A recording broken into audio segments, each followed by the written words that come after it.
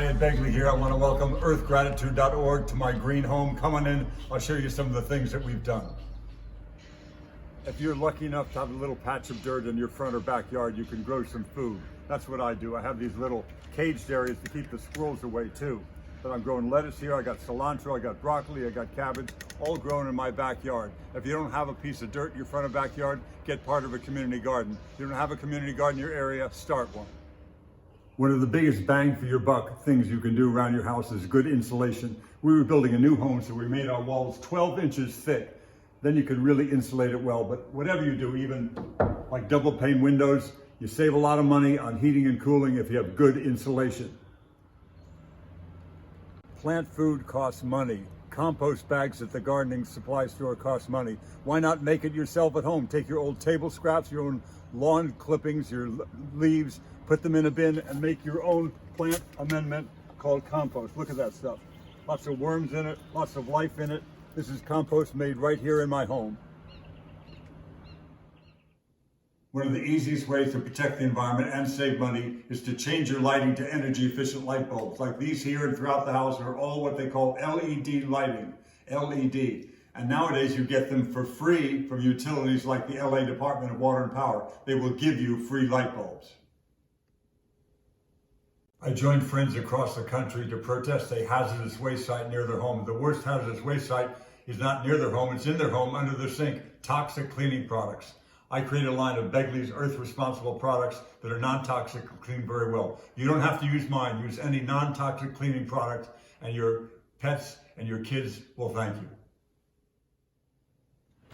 When you're designing a kitchen from scratch, you can get it just the way you want it. So I've got trash right here. We make very little of that.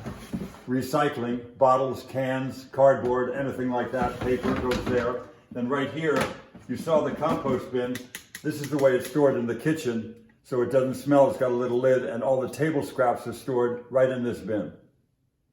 The old LED light bulbs would not work with a dimmer. The new ones do. So you can save a lot of electricity, make nice, pleasant lighting with dimmers. Save electricity, save the environment.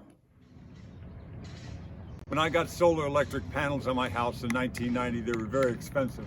Only wealthy people like me could afford them. Nowadays, you can lease a solar array for your roof. I've got 9 kilowatts of solar here, and you can get that kind of solar on your house with a solar lease. You don't have to put any money down. You can have as much solar as me for no money. People know me for driving an electric car, but that's way down the list of my transportation hierarchy. Number 1 is walking. Number 2 is bicycle. Number 3 is public transportation. So do everything you can to make your trips greener. I want to thank my friends at earthgratitude.org for all that they do. Spread the word. We can save money and protect the environment both.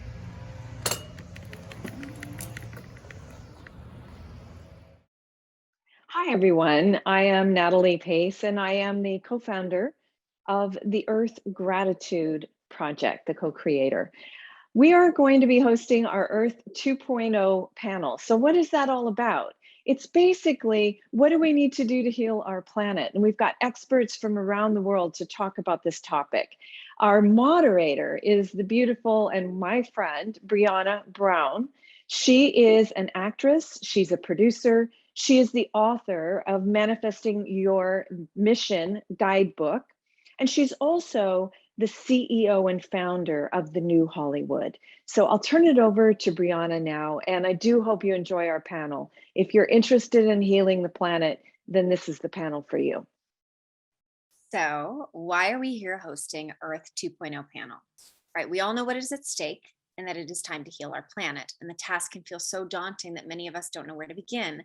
Each of our panelists today have solutions for healing our planet that we as individuals can embrace and enact, and can be the change that we need to see. So let's begin with Alvin Tam, a father, a filmmaker, and off-grid adventurer who made a bold move in 2018 from Las Vegas, where he was performing in Cirque du Soleil, and into the wilderness of British Columbia, Canada. Alvin will be talking more about what inspired him to make this bold choice and how things are going for him now that it's, in just a moment. First, however, we are going to start with a video that he collaborated with Sia on. Thank you, Sia, for the use of your song Miracle, which is an anthem for all of us who want to put one foot in front of the other and create that miracle.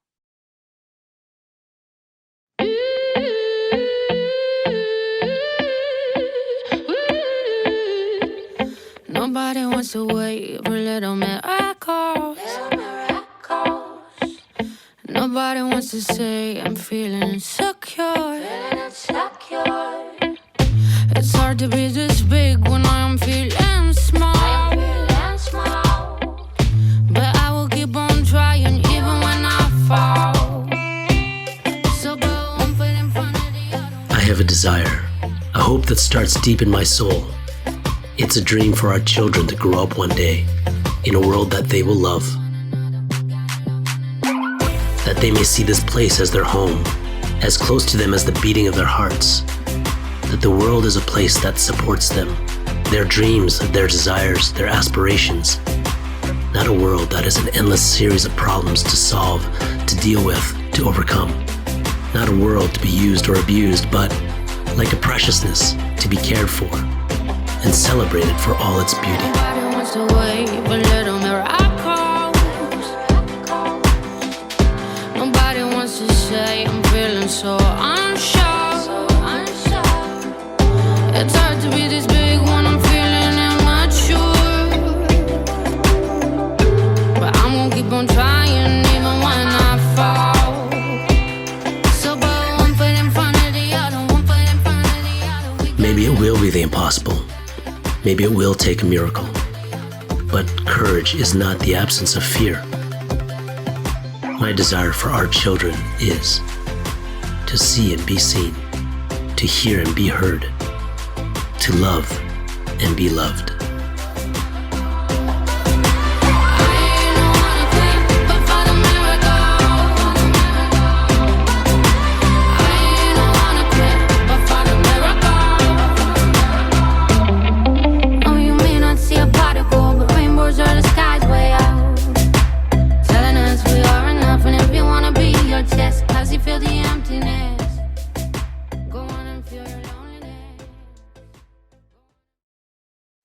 Thanks again to Sia for granting us permission to use your amazing songs.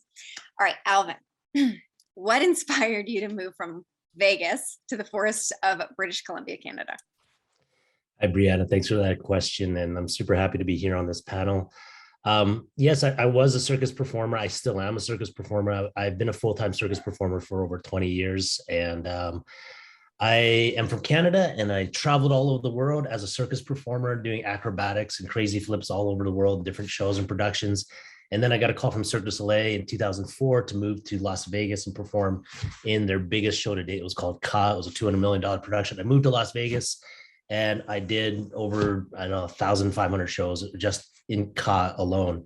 I decided around the age of 33, I decided, I'm going to semi-retire. So I kind of established myself in Las Vegas. I started a company as it went into marketing. I did a 180, went into business, started a marketing firm and then a video production company. Throughout the whole process, I bought a house. I lived in that house, had a family. And as I continued to live in Las Vegas, something kind of dawned on me. The thing that dawned on me was, this is a city in the middle of a giant desert, and there is no water in the desert. And literally every time I went to the biggest water resource, which was Lake Mead, about half an hour from Las Vegas, you could see the bathtub ring around the lake, and you could see the water levels dropping. And it occurred to me that this is really, really dumb. This is just, and you know what? Everybody has a backyard swimming pool in Las Vegas. Every hotel has a water feature running for that's tons of water just being evaporated. It started to dawn on me that Las Vegas is the least, environmentally conscious city, and I love it for what it was able to provide for me, performance opportunities. But the idea of living there and being sustainable with the environment, it just didn't make sense. So, I started doing things in my house that would make sense. So I'd turn off the lights, and I'd flush the toilet every, 4 or 5 uses. We put solar panels on the house. We had a backyard compost. But I think what started to dawn for me is this just doesn't make sense. And I want to make a bigger statement. I want to be an example. And while living in the city, you do your best if you live in a city, absolutely. And if that's the place, that's the place. But I wanted to do something a little different. So with my family, we moved from Vegas to a little town in British Columbia called Lumbee. And, through a slightly longer process, but we ended up finding property. And then we put an RV on it and lived off-grid in the RV for 2 years while we planned to build an off-grid house. Eventually, I built an off-grid house. And all of this to say, the background is to say that I had no experience in construction. I had no experience in, environmentalism or sustainability. This is all stuff I learned and acquired on the fly as we were doing it. So I think my biggest motivation to go from Vegas to the forests of British Columbia was just recognizing that living where I was, particularly in Vegas, it didn't feel right. We're living in the middle of a desert using resources that didn't exist. And I wanted to be able to, if I was going to say anything about the environment, I wanted to be able to live it, and to live it, to give it, to be an example. And I thought the best way to be an example is to build that off-grid house. Go and live on land. Go and find out what it means to live off-grid. And that's what we ended up doing. So we live in an off-grid house now. I love that you're leading by example. So for those of us that want to also lead by example, or at least to a certain degree, what are the top 3 things that you would consider, the most important in building an off-grid house? Well, okay, so we can get into some technical things a little bit, but these are things I think everybody can understand. So let's say you're building a house, and I never had any experience building a house. Before that, I built like an 8x12 shed, and then I got into building a house, and it was just research, and I was into it all day, all night. But here are really important things. You want to design a house that's energy efficient, and here's something really, really simple. The most efficient design of a house is a box. That's it. Start there. So if you're thinking about, I want to build a house, or I want to move off grid, I want to go into the forest, and you see all these fancy designs. And when you look at those eco living magazines, you see these amazing designs that are like, $10 million. That may be your budget, but if it's not, start with a box. The box is the simplest design.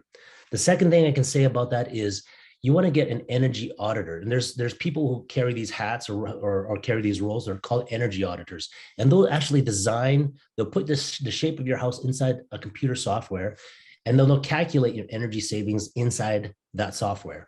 So you say, oh, I want a roof that's a foot thicker. Well, how much energy I'm going to save on that? So that process that we did saved us a lot of money. It helped us plan the kind of materials. So it's all in the planning phase, of course. And then another important thing to consider when you're building off-grid is, and I think this is more a mindset thing. So if you're living in a regular house, which all of us do, you plug in the hairdryer and you use it because there's electricity readily available. What if that electricity wasn't readily available? What if your water resource was limited? How would that affect what you're using and how you're using things on a daily basis? That's the first thing I started to consider when we were building this house. Like, instead of trying to build the house to meet all the requirements that we usually are normally habitually used to doing, like hair dryers and washing machines and dryers, what is the minimum electrical usage or resource usage I can get away with and still live comfortably? And it turns out that it's a lot less than what I'm even used to. I grew up in a regular house, of course, in Canada. So living in an RV first for 2 years showed me how little we really need to get by. It's like camping like forever, but camping's not going to be comfortable forever. Living in an RV off grid, we did our business into a bucket, and I took the bucket out every day and dumped it into a pile. Okay, I'm not going to recommend that for a long-term solution, but it also shows me, okay, how little water do I really need to use? I use less than 5 gallons of water a day for my entire family for 2 years, like 5 gallons, right? That's barely a toilet flush. So when I built the house, I minimized all the things that we really needed. So we don't use hair dryers. We don't have a dryer. Is that an inconvenience? Not really. I hang up my clothes and I let my hair dry. Well, I don't have any hair, but so these are kind of the things that we can get by with without being excessive. So understand what's the minimum usage, because I think ultimately that is the mindset, given the consumeristic mentality of today's world. That's what gets us in the hot water in the first place. So that's the second thing. And the third thing, just briefly, is communication. So when you're building together, you got to be really clear about what you want to build. It's like any project, anything. And it's a huge investment building a house and buying land. So communication is very clear to describe your dreams very specifically, put it down in writing, have lots of talks about it. Those are my 3 points. And then just to wrap it up, is there an ultimate vision of living off grid, or, being sustainably self-sufficient that you have? Yeah, no, that's a great question. Like, what is the ultimate vision for me? And I think it'd be different for everybody, but what we've gotten to a point is, I'm living in a house that is energy efficient. All my electricity comes from solar panels. All my water comes from the land. We use a little bit of propane to cook, and we use wood in the winter to heat our house. Wood that I get off my property, dead wood that I chop down and cut up and all that stuff. Here's the thing I can't stand. I hate combustion engines. I mean, I love it for what it does for us in life, but I hate anything that burns anything. And what my ultimate goal is to live in a house where nothing has to be burned or combusted in order to power it. So, no propane, no burning wood. I mean, if you want to have wood, maybe it's nice, nice evening kind of thing to have, but looking for other solutions like geothermal or increasing the amount of solar panels or using solar vacuum tubes for heating water. I think a lot of technology exists out there, but we're not leveraging it just because we don't think of it. And my other ultimate vision is to become completely sustainable. I'm not a prepper. I don't think World War III is coming right down the door here, but I would love the challenge of being able to be completely sustainable, because more importantly, what does it teach you? It teaches you how to use what you've got locally and use the minimal amount of resources. I think that's an important mindset to emphasize. So growing our own food, and I know we have experts on this panel that will talk more about that. Being able to have a food sustainability as well. And I'd like to have a Tesla parked in the back that's just completely powered by solar panels. So I'm getting there, so Wonderful. how about that? Wonderful. And I want a spaceship. How about that? A spaceship. Perfect. Also, I'll throw it all in there. Thanks, Alvin. Okay, so you can definitely learn more about Alvin's filmmaking and off-grid living tips at offgrid-living.ca. All right, let's talk about the Compton Community Gardens. Compton, California is a food desert. Dr. Sherridan Ross wasn't ready to take it easy when he retired from medicine. He was rather determined to get his hands dirty, literally, and clean up some issues at home. Compton, California has a rich history, a past that sleeps in the soil. Compton was once an agricultural mecca. It's not easy to see it today. Amidst the car exhaust and the blaring sirens and the vacant lots and nutrition deficit fast food restaurants, obesity is a crisis in food deserts like Compton. Dr. Sherridan knew that a big piece of the answer was actually hiding beneath their feet. So together with friends and colleagues and locals, he established Compton Community Garden. All right, let's take a look at the Compton Community Garden website while I ask Dr. Ross a few questions. Dr. Ross, have you seen a difference in the people and families who garden? Are kids eating more fruit and vegetables? And is your goal of reducing obesity working? Hello, Brianna. Yes, a lot of the goals and things are working with a lot of the obesity that's in the area. We've gotten a lot of families to come to the garden site and everything, and to participate in classes and everything, and to actually start growing their food. Yeah, kids are eating more vegetables, believe it or not, with the garden and everything. Just a quick story. We had one of the kids that one of the mothers brought to the garden, and she says, "My kid will not eat vegetables." So I walked him around, and we had snow peas growing on the fence. And so I took one, put it in my hand, and I took another one, and I put it in his hand. And then I put it in my mouth. And he looked at me, he says, "Oh, you didn't even wash that." And kept walking around and everything. And pretty soon I looked back and his was gone.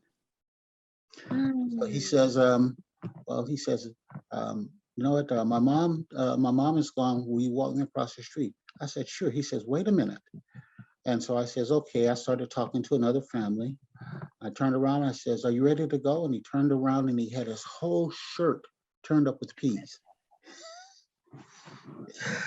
And that was just the start of one of the kids. So he went to school and everything, and he got his kids from his class and everything. And his mom says, about 2 months later, she says, "What did you do to my kid?" I says, "What do you mean?" She says, "He came home and he cleared out a section of the yard, and now he has his own garden there." Oh. And she says, "This was a kid that wouldn't eat vegetables before." She says, "Now he's in tune with the cooking shows." And she says, "I came home," and she says, "He cooked me dinner." Wow. This is a 9-year-old kid. Wow. And so that shows you that it works. And one of the things that we try to get across to the kids and everything is that the vegetables that we grow don't taste like anything in the store. Mhm. Okay, one of the Yep. things that you quickly learn is that vegetables and everything that you're actually growing, no matter what it is, down to onions, all are sweet. And so if you pick them and eat them right out of the ground, they all have natural sugars to them. And so they're all going to be very sweet and everything. In one of the classes that I do, what I do is that I actually blindfold a person and I give them an apple and I take a slice of onion and give to them. And blindfolded and they can't smell it, they can't tell the difference. Wow. Wow. It's that sweet.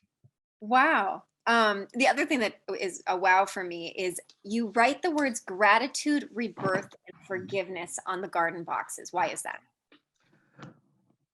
When we first built the garden, we're in an area which there are two gangs that are in the area. One of the reasons that we actually built the garden there is because we want to get those kids also into the garden. Mhm. And so when we built it, we asked six of the kids, we know you guys want to tag. And so we want you guys to tag on the boxes. And the guy says, oh, we can do that. And so they says, okay, when do you want it? He says, we want you guys to meet us at 7 o'clock on a Saturday morning. And for teenage kids, they ain't gonna get up that early. But believe it or not, they were there. And so all the 6 kids, and we says, you guys have to use positive words. Mhm.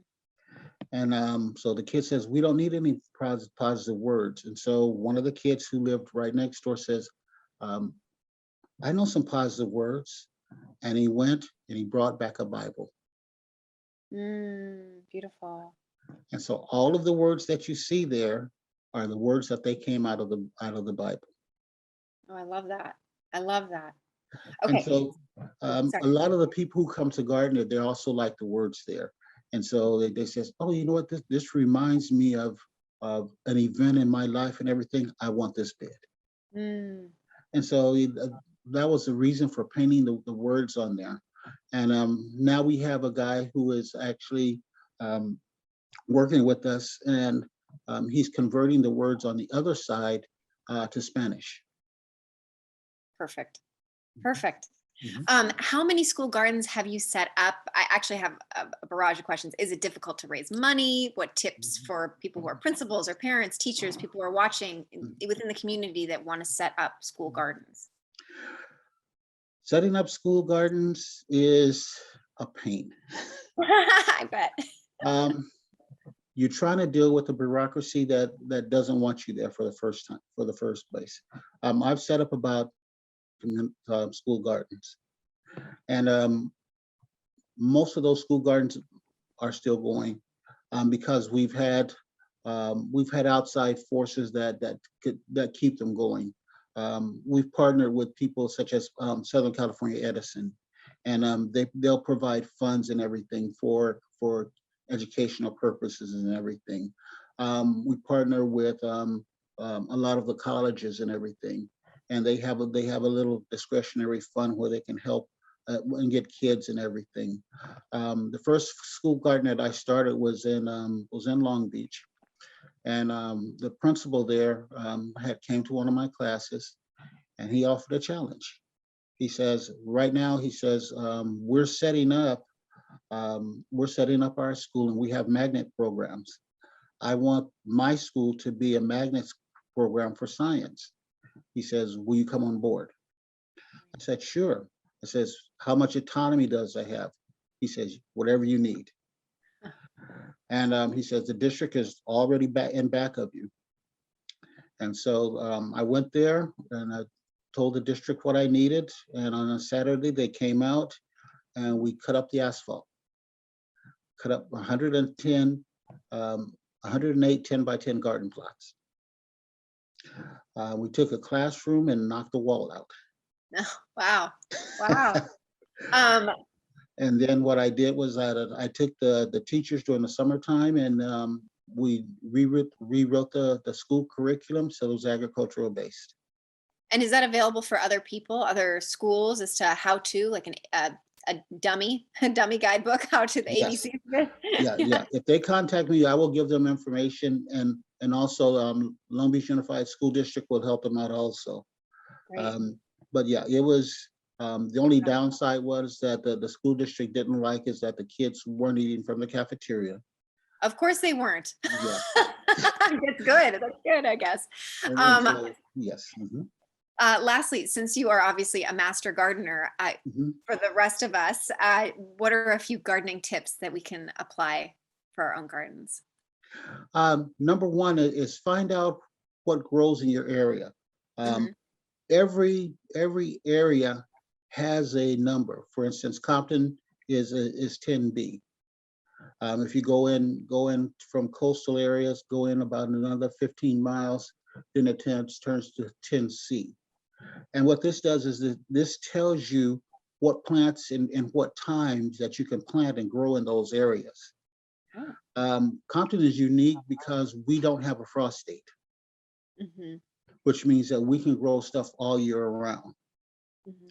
Another thing to remember is that when you're planting vegetables, one of the worst things that can happen is that you overcare for them. Mhm. A lot of people say, my plant died. I says, how much water did you give it? Oh, it looked like it was drooping, so I watered it every day. You have to learn what plants need and what they don't need. Mhm. Thirdly, plant in a sunny location. In a sunny location, that's going to give the plants the majority of the stuff that you need. Plants need just a few things to grow. They need sunlight, and they need water, and a medium. That medium can be soil, that medium could be anything that you want. But as long as you're providing the nutrients, that plant will grow. And so that helps it. Also plant with using companion plants so that you don't have to use pesticides. The Compton Community Garden, once we started, we have not used pesticides ever since we've started.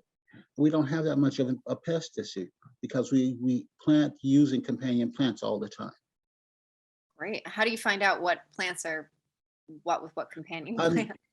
You can go to the internet and it'll tell you which are companion plants and which are deterrents and everything not to plant next to one another and everything like that. And so there's a lot of information out there.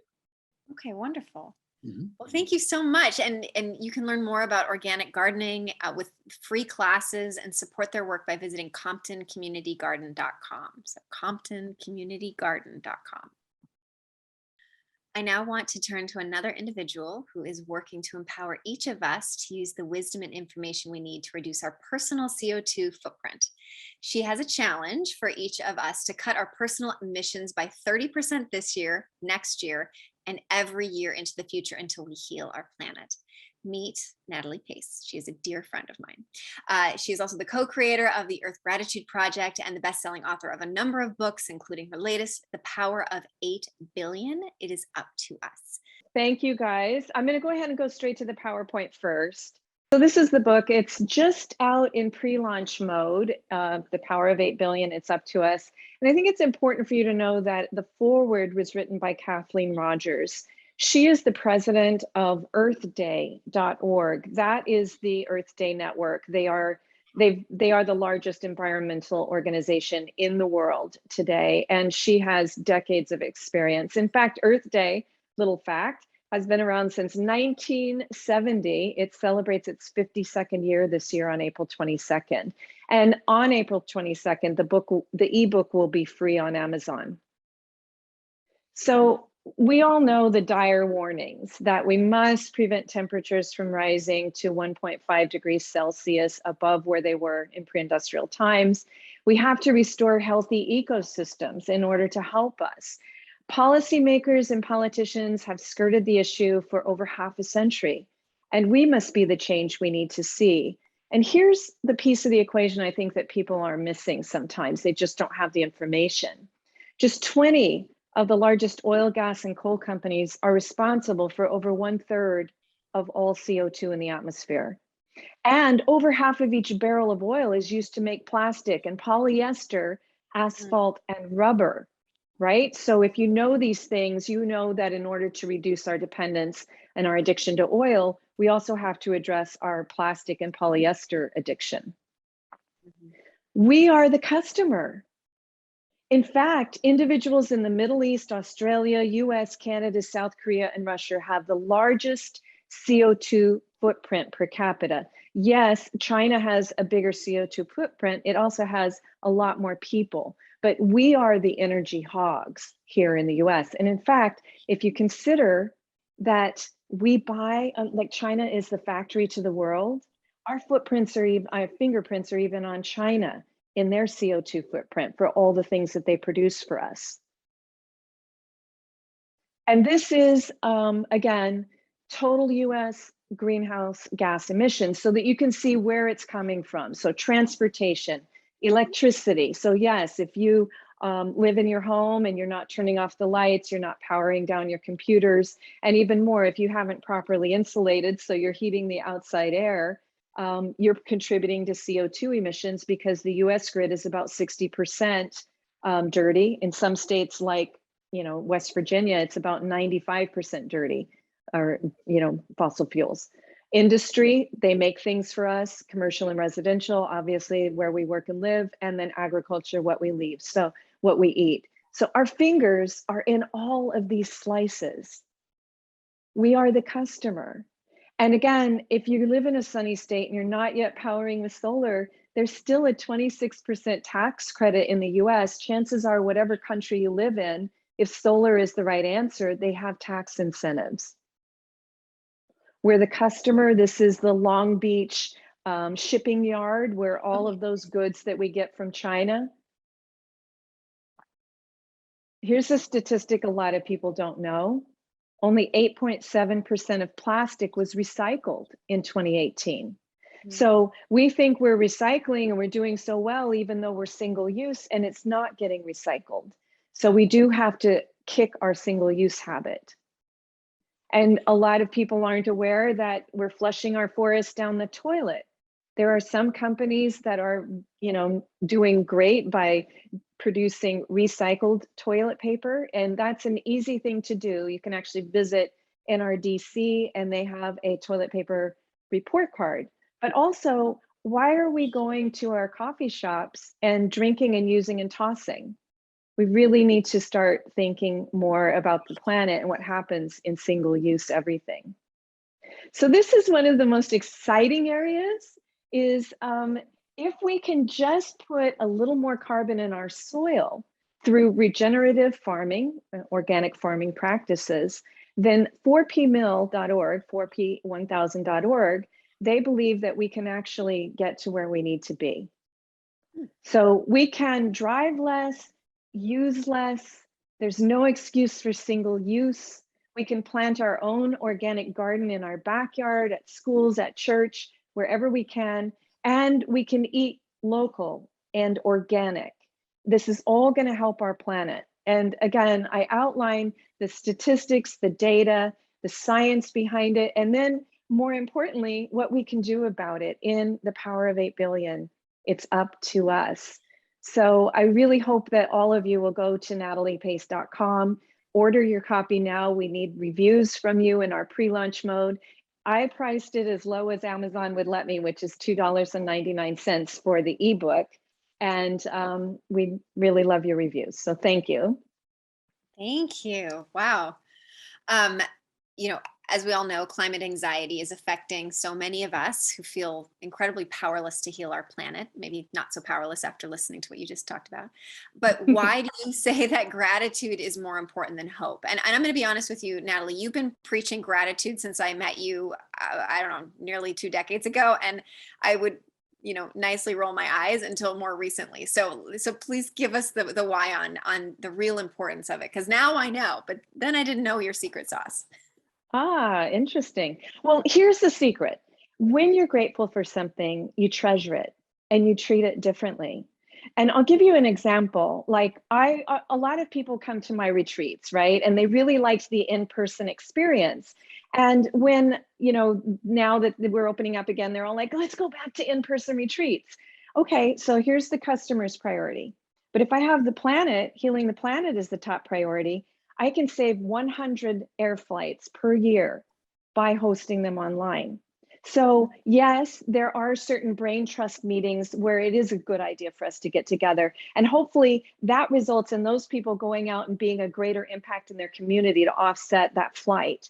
But that's what I mean, is that in every choice we can say, do I need to drive to the store? Or, oh, the planet's the top priority. Maybe I'll walk or ride my bike. Maybe I'll learn how to fit things in my backpack. Maybe I will just say no to that coffee if they won't put it in my reusable container and go to the coffee shop.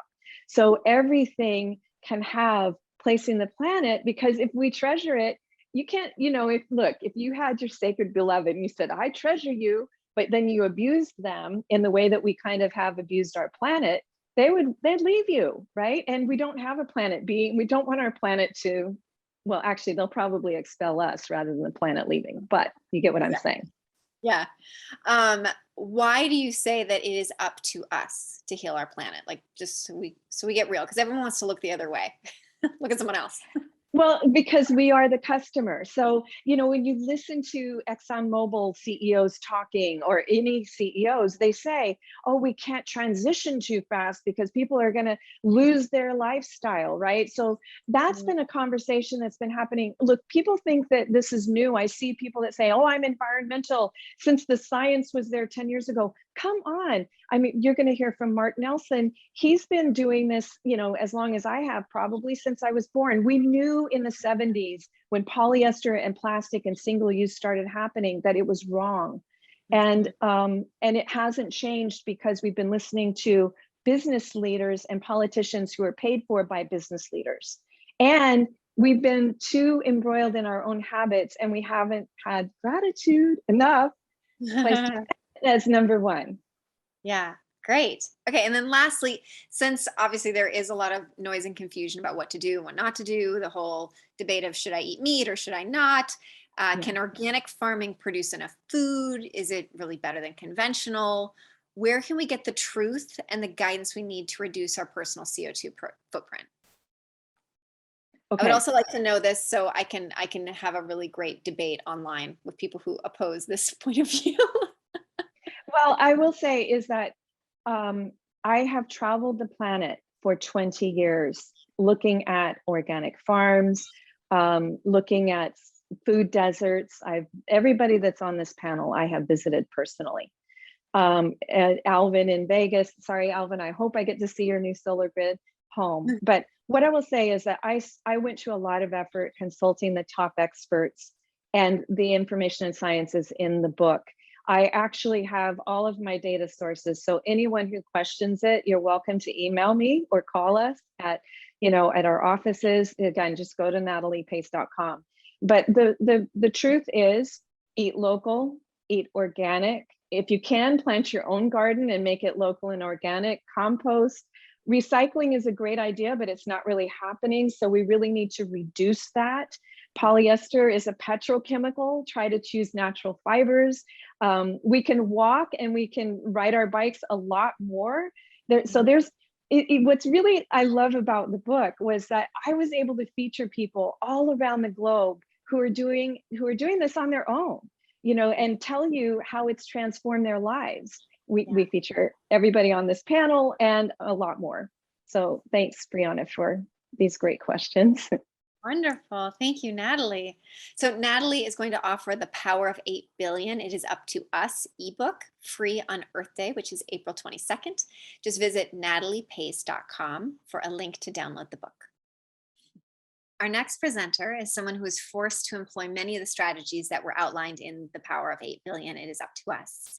Basically, Dr. Mark Nelson lived under glass for 2 years with 7 other researchers with no outside food or water and minimal assistance, surviving on the plants they grew and the animals they raised, and having to make sure that their water was not contaminated by farm chemicals or human waste.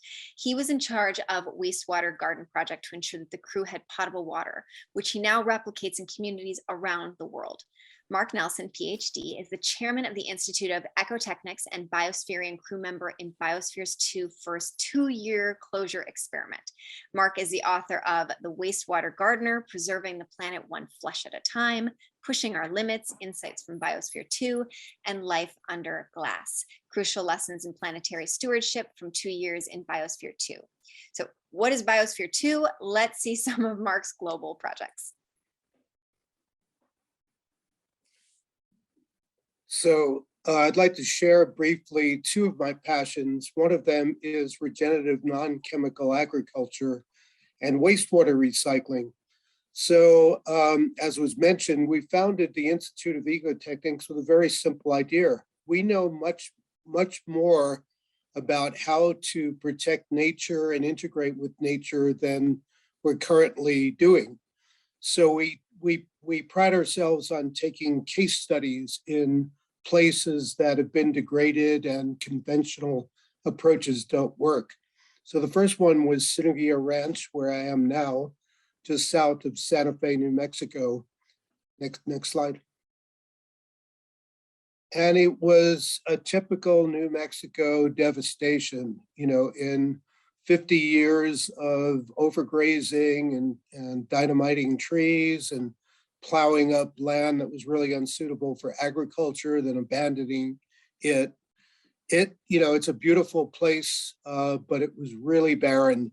So we decided to use trees and compost as kind of our agents of change. So we planted over 1,000 trees, fruit trees, shade trees, windbreak trees, and made more than 500,000 tons of compost. Thankfully, we had a racetrack nearby. So this is what the project looks now. And our simple goal was, let's turn this desert into an oasis. We currently have a enterprise, Synergia Ranch Organic, selling beautiful vegetables and fruit. Bottom picture is at the Santa Fe market. So Biosphere 2 was, perhaps you can think of it as the ultimate ecotechnic experiment, to make a mini world, and this world contained everything from rainforest to desert, and a farm and farm animals. Could we redesign all of the technology so it didn't pollute Biosphere 2 and so live in harmony with it? Next slide. And I love the farm. This farm was about half an acre, and we produced for the first 2 years about 85% of a complete human diet.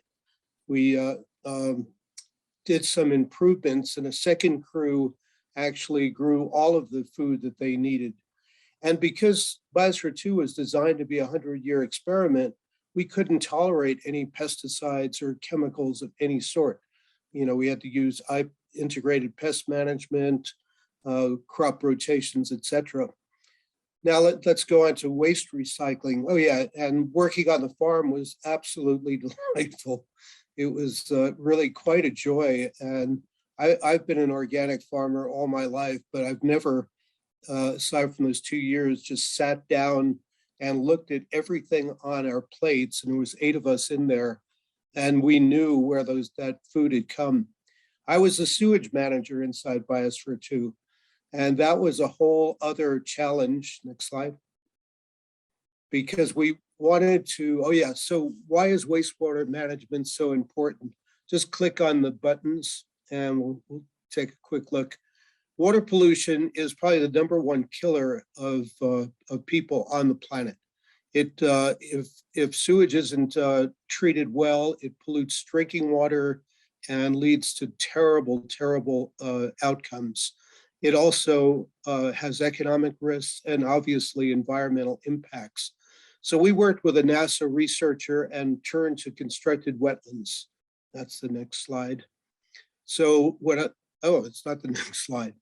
I want to point out how modern life has not moved forward. This is a photograph in the early 1900s in Shanghai. And what are these boatmen doing? They're buying a night soil that's collected from the city residents. They're going to take their boats upstream and sell that to the farmers, who are then going to compost it and so return the fertility to the soils that produce the food for the city. Next slide. But we've gone a long way away from that. Sewage treatment is kind of a factory. We spend too much on it in the West, and in developing countries, it's just not available. So we turned to constructed wetlands inside Biosphere 2, a very natural, letting plants, microbes do the work of cleansing the water, producing fodder or edible crops. And in Biosphere 2 case, we put the wastewater back into the farms. We actually completed the nutrient cycle. This turned me on so much. I went back and got a PhD and continued working with these systems. And we'll just quickly show you, you can do these in virtually any climate. So we've worked in the Bahamas, West Australia, Aboriginal communities in Australia, Puerto Rico, the Yucatan coast of Mexico, Bali, Algeria. So you can do these in desert areas where greenery is really valued, or in the cold Carpathian Mountains of Poland. Our upcoming project is called the Eden in Iraq Wastewater Garden Project. It's going to make a 6-acre wastewater garden. And I call it that to emphasize that we're turning waste into greenery and then letting the water and nutrients be used productively for 8 or 10,000 marsh Arabs.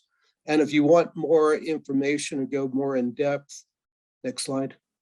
There's Life Under Glass. It's the second edition that was just updated, Pushing Our Limits, which pulls together all of the science and learning, and of course, the wastewater gardener. And that's my story. Wonderful, wonderful. Okay, so who should consider putting in wastewater gardens? And should we be asking our local city officials to do this? What is the process? Well, first off, constructed wetlands are a great solution, but one tool doesn't fit all. Mhm. You need land, so it's really not feasible in densely congested areas. But it's surprisingly, a lot of the suburbs or areas that haven't been connected to the big sewer and to the big sewage treatment plant are suitable. You could have a subdivision with little septic tanks, by the houses, and instead of everyone doing a leach drain, feed it by gravity, if that's possible, and have one wastewater garden for that whole residential community. Where I've been working, and the obvious need is in the developing world, where there is no sewage treatment. The Western solution is so expensive, and it's really a great one. And you can meet the cultural needs of the people, like the Aboriginals that we worked with in Australia. They didn't want native plants. They had square miles of native plants. They wanted beautiful flowers, and they wanted papayas, and they wanted bananas and guavas and things they could eat. So yeah, so it's got a wide range, and it's becoming more known. My beef is I'm kind of an ecologist by nature. Is if you hear the term reed bed, that's a boring engineer has decided to make a wetland with 1 or 2 plants, and it's just a really missed opportunity. Okay. So just so we know, why was it so important to have an organic garden in Biosphere 2? Because wouldn't fertilizers have increased your yield and given you access to a more diverse menu that wasn't so dependent upon the same food? Well, we actually have, I know there's a lot of stories out there, and we did eat a lot of sweet potatoes, but I tell you, you can do a lot of different things with sweet potatoes. Yeah. It was a backbone of anything that was sweet. So ice creams and soups and, baked, of course, baked, etc. And we ate a lot of beets. We had a diverse diet, but the thing about why I love Biosphere 2 is agriculture. And of course, it was such a slap in the face to the industrial system that it was the first thing when Columbia University took over Biosphere 2 that they got rid of. No, we don't want to mess with, and supposedly they're interested in climate change. Well, climate change impact on food crops, is like one of the burning, no pun intended, questions of our time. So yeah, sure, we could have used chemicals, and then Biosphere 2 was like a cyclotron. Anything that got into any water supply in Biosphere 2 would literally, and we told ourselves this, it would be in our cup of tea in 2 or 3 weeks. So this produces a certain mindfulness. There's no way, there's no place to throw things away. There's no pollution to imagine that the atmosphere is going to cure, or the vast ocean. And, this is the realization. I think Biosphere 2 is ahead of its time. And of course, Biosphere 2 reached probably 1 billion people, even though there wasn't an internet. And it began people thinking we had to spell the word biosphere. In the late 80s and early 90s, most people hadn't heard the word. Sustainable or regenerative was way in the future. Yeah. So that kind of mindfulness, I think, is what's happening on the planet. And it's exciting. We have this rise in consciousness, and we are in a really dire situation because of inappropriate technologies in a very tightly sealed Earth biosphere. Yeah. And that's great. So just to take it back about the sewage again, why do you think that more cities have not taken a more natural approach to sewage, particularly considering that some of the chemicals used are considered to be forever chemical toxins? Yeah, it's a pity. A lot of the infrastructure, and there's a big inertia of institutions and ways of thinking. Mm-hmm. So you do have to appreciate sewage, can have pathogens, diseases, nasty chemicals, heavy metals, etc. And European and American and cities all over the world, aside from Asia, which really valued night soil, they decided for hygiene, let's pump this stuff to a huge factory. And a sewage treatment plant is basically a factory where professionals can take care of it and disinfect it. And then, very sadly, it's all dumped, literally. It's dumped into an ocean if the city is near a body of water. It's put into rivers. The only flowing rivers in Tucson, Arizona, year round are from their sewage treatment plant. And all of the nutrients and fresh water, we all know that we are in a water crunch and it's only going to get worse, are completely wasted. So, we need a paradigm shift in thinking. And some cities have put in constructed wetlands as kind of a polishing step, but it's really difficult, if you have, LA in its concentrated core, there just isn't the land to do that. And the sewage authorities really need the revenue stream. So they're very loath to let people do anything with it. Fortunately, the water crunch, especially in dry areas, has made officials permit, even encourage and subsidize gray water recycling. So you could at least do part of it. There's really no reason for washing machines and showers, which have really a small amount of disease. And you and your family, if someone has malaria or an infectious disease, gray water recycling is really on the rise. Wonderful. Wonderful. Thank you so much. Thank you for all that wonderful information. Thank you so much for joining us for our Earth 2.0 panel. Please join us live now for an exclusive screening of The Farmer and His Prince. This documentary was directed by Bertram Verhaag and stars David Wilson, who was the home farm manager for HRH, the Prince of Wales Organic Farm in Tetbury, England, since the 1970s. His decades-deep hands-on experience and wisdom is something that so many of us can be inspired by and learn from. Go to earthgratitude.org to access your free pass to this event.